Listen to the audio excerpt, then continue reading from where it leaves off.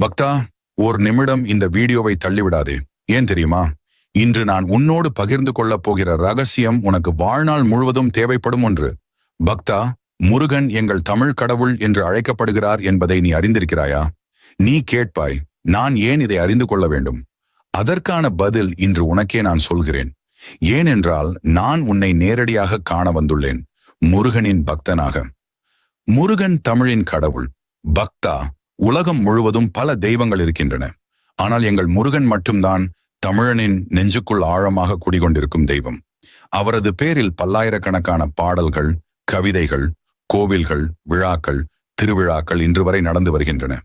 முருகன் என்பவர் தமிழுக்கு உயிர் கொடுத்தவர்.